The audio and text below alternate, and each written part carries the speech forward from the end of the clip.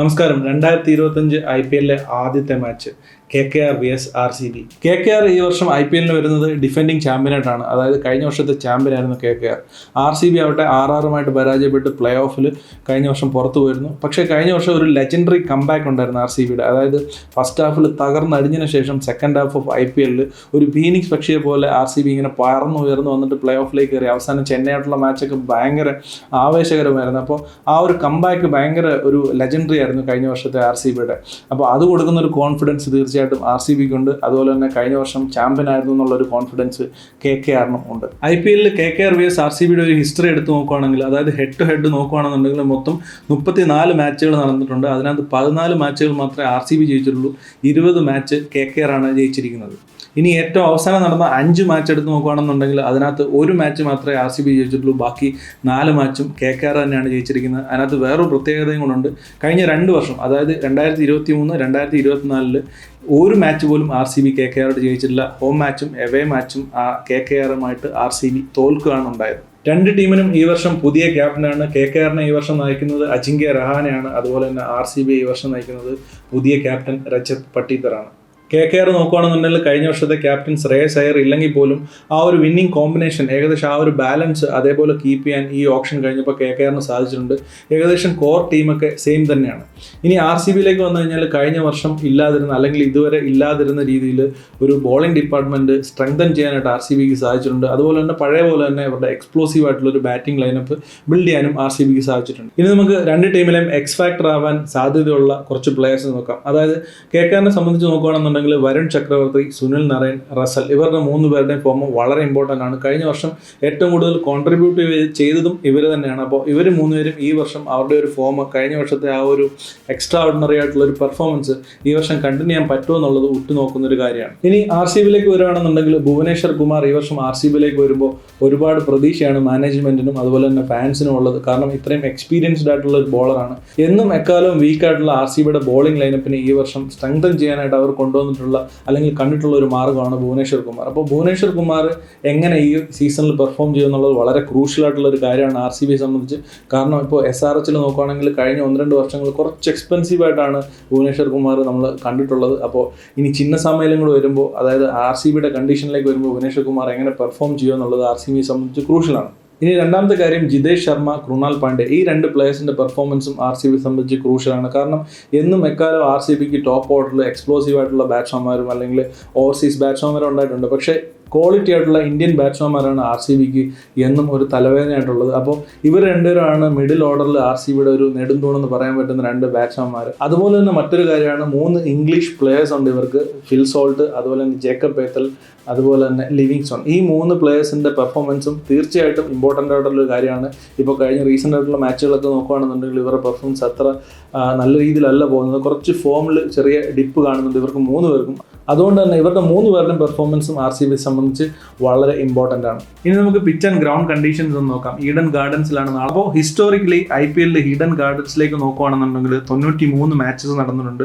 അതിനകത്ത് bat first ചെയ്ത team 38 പ്രാവശ്യവും ബാറ്റ് സെക്കൻഡ് ചെയ്ത ടീം 55 പ്രാവശ്യവും ജയിച്ചിട്ടുണ്ട്. അപ്പോൾ ഈ ഒരു ഡേറ്റ നമ്മളോട് പറയുന്നത് സെക്കൻഡ് ബാറ്റ് ചെയ്യുന്ന ടീമിന് കൂടുതൽ അഡ്വാൻറ്റേജ് ഉണ്ട് എന്നുള്ളതാണ്. ഒരുപക്ഷെ ഡ്യൂവിൻ്റെ ഫാക്ടർ ഉണ്ടായിരിക്കാം. ഇനി നമുക്ക് മോസ്റ്റ് റീസെൻ്റ് ആയിട്ടുള്ള ഈഡൻ ഗാർഡൻസിൻ്റെ സ്റ്റാറ്റ്സ് നോക്കുകയാണെന്നുണ്ടെങ്കിൽ, അതായത് 2020 ശേഷം നടന്ന IPL മാച്ചസ് നോക്കുകയാണെന്നുണ്ടെങ്കിൽ ടോട്ടൽ 23 മാച്ചുകൾ നടന്നിട്ടുണ്ട്. അതിനകത്ത് 12 മാച്ചുകൾ ടീം ബാറ്റിംഗ് ഫസ്റ്റ് ജയിച്ചിരിക്കുകയാണ്. അതുപോലെ തന്നെ 11 മാച്ചുകൾ ടീം ബാറ്റിംഗ് സെക്കൻഡ് ജയിച്ചിരിക്കുകയാണ്. അപ്പോൾ ആ വലിയൊരു ഡിഫറൻസ് ആ ഒരു കാര്യത്തിലില്ല. 11ഉം 12ഉമാണ്. അപ്പോൾ അങ്ങനെ നോക്കുമ്പോഴത്തേക്ക് ഈ സെക്കൻഡ് ബോൾ എന്ന് പറയുന്ന റൂൾ വരുന്നതോടുകൂടി സെക്കൻഡ് ബാറ്റ് ചെയ്യുന്നവർക്ക് കിട്ടുന്ന ഒരു ഹ്യൂജ് ആയിട്ടുള്ള ഒരു അഡ്വാൻറ്റേജ്, അതുപോലെ തന്നെ ടോസ് എന്ന് പറയുന്ന ഒരു വലിയ ഫാക്ടർ ആവുന്ന സിനാരിയോ ഒഴിവാവും എന്ന് നമുക്ക് പ്രതീക്ഷിക്കാം. അതുപോലെ തന്നെ റീസെൻറ്റ് സ്റ്റാറ്റ്സ് നോക്കുകയാണെന്നുണ്ടെങ്കിൽ ഇവിടെ ഹയസ്റ്റ് ഫസ്റ്റ് ബാറ്റിംഗ് സ്കോർ എന്ന് പറയുന്നത് 261 ആണ്. അതുപോലെ തന്നെ ഹയസ്റ്റ് സെക്കൻഡ് ബാറ്റിംഗ് സ്കോർ എന്ന് പറയുന്നത് 262 ആണ്. അപ്പോൾ സ്വാഭാവികമായിട്ടും ഒരു ഹൈ സ്കോറിംഗ് മാച്ച് നമുക്ക് പ്രതീക്ഷിക്കാം. അതുപോലെ തന്നെ ഈഡൻ ഗാർഡൻസിൻ്റെ കണ്ടീഷൻ വെച്ചിട്ട് ബൗൺസ് ട്രൂ ആയിരിക്കും. അതുകൊണ്ട് തന്നെ ബാറ്റ്സ്മാൻമാർക്ക് ഈസി ആയിട്ട് സ്ട്രോക്സ് കളിക്കാനുള്ള കണ്ടീഷൻസ് അനുകൂലമായിരിക്കും. അതുപോലെ തന്നെ ഫേസ്റ്റ് ബോളേഴ്സിന് ഇനിഷ്യൽ ഓവേഴ്സിൽ സപ്പോർട്ട് കിട്ടും. ഇനി മുന്നോട്ട് പോകുമ്പോൾ സ്പിന്നേഴ്സിനായിരിക്കും കൂടുതൽ സപ്പോർട്ട് കിട്ടുന്നത്.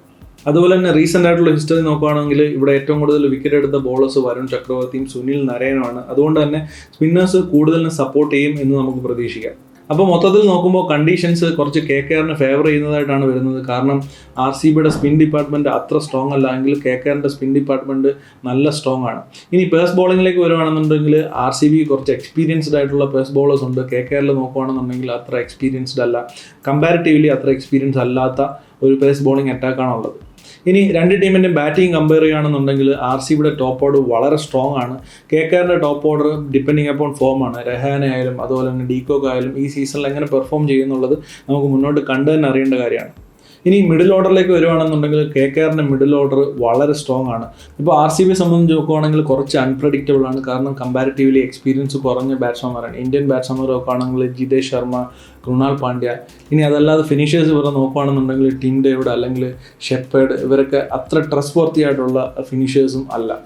ഇനി മറു സൈഡിൽ KKRൻ്റെ നോക്കുകയാണെങ്കിൽ റസൽ ആയാലും റിങ്കു സിംഗ് ആയാലും എല്ലാവരും പ്രൂവൺ ആയിട്ടുള്ള ഫിനിഷേഴ്സാണ്. അതുകൊണ്ട് ആ ഒരു ഏരിയയിൽ KKRന് സ്ലൈറ്റ് എഡ്ജ് ഉണ്ട്. അപ്പോൾ മൊത്തത്തിലൊരു സമ്മറി പറയണമെന്നുണ്ടെങ്കിൽ RCBയുടെ ബാറ്റ്സ്മാൻമാർ എങ്ങനെ KKRൻ്റെ സ്പിന്നേഴ്സിനെ ഡീൽ ചെയ്യും, അതിനെ എങ്ങനെ ഓവർകം ചെയ്യും എന്നനുസരിച്ചിരിക്കും ഈ മാച്ചിൻ്റെ ഒരു റിസൾട്ട് എന്ന് പറയുന്നത്. കാരണം സുനിൽ നരയനായാലും അതുപോലെ തന്നെ വരുൺ ചക്രവർത്തി ആയാലും അന്യായ ഫോമിലാണ്, പ്രത്യേകിച്ചും വരുൺ ചക്രവർത്തി. സോ RCB ബാറ്റ്സ്മാൻമാർ അവരെ എങ്ങനെ ഡീൽ ചെയ്യും എന്നതിനനുസരിച്ചിരിക്കും മാച്ചിൻ്റെ ഒരു റിസൾട്ട് പോകുന്നത്. അതുപോലെ തന്നെ ഇതിനു മുമ്പ് പറഞ്ഞ നമ്മുടെ ഫാക്ടേഴ്സ്, അതായത് ഭുവനേശ്വർ കുമാറിൻ്റെ ഫോം, രഹാനയുടെ ഫോം, അതുപോലെ തന്നെ ഡീകോക്കിൻ്റെ ഫോം, RCBയുടെ കാര്യം നോക്കുകയാണെന്നുണ്ടെങ്കിൽ ഇംഗ്ലീഷ് പ്ലേയേഴ്സിൻ്റെ ഫോം, ഇതെല്ലാം ഡിപ്പെൻഡ് ചെയ്തിട്ടാണ് കാര്യങ്ങൾ ഇരിക്കുന്നത്. ഇനി RCB ഒരു അൺപ്രഡിക്റ്റബിൾ ആയിട്ടുള്ള ഒരു ടീമാണ്. ഏത് ദിവസമാണ് അവർ കയറി എക്സ്ട്രാ ഓർഡിനറി ആയിട്ടുള്ള ഒരു ക്രിക്കറ്റ് കളിക്കുന്നത് പറയാൻ പറ്റത്തില്ല. ഇനി ചില ദിവസങ്ങൾ വളരെ പത്തറ്റിക് ആയിട്ടുള്ള പെർഫോമൻസും അവർ കാഴ്ചവെക്കാറുണ്ട്. അതുകൊണ്ട് തന്നെ RCBയുടെ കാര്യത്തിൽ നമുക്ക് ഒന്നും പറയാൻ പറ്റില്ല. അപ്പോൾ എന്നെ സംബന്ധിച്ച് പറയുകയാണെന്നുണ്ടെങ്കിൽ നാളത്തെ മാച്ചിൽ തീർച്ചയായിട്ടും KKRന് RCBക്ക് മേലുള്ള ഒരു സ്ലൈറ്റ് എഡ്ജ് ഉണ്ട്. ഒരു 52-48 വേണമെങ്കിൽ നമുക്ക് പറയാം. പിന്നെ നാളത്തെ മാച്ചിൽ വേറൊരു പ്രശ്നമുള്ളത് റെയിൻ ഫോർകാസ്റ്റ് പറയുന്നുണ്ട്. അപ്പോൾ മഴ പെയ്യാനുള്ള സാധ്യത ഉണ്ടെന്ന്, ഒരു പക്ഷേ നൈറ്റ് മഴ പെയ്യാൻ സാധ്യത ഉണ്ടെന്ന് പറയുന്നുണ്ട്. അങ്ങനെയാണെന്നുണ്ടെങ്കിൽ ആദ്യത്തെ ദിവസം IPLൻ്റെ ഫസ്റ്റ് മാച്ച് മൊത്തത്തിലെല്ലാം കുളമാവും.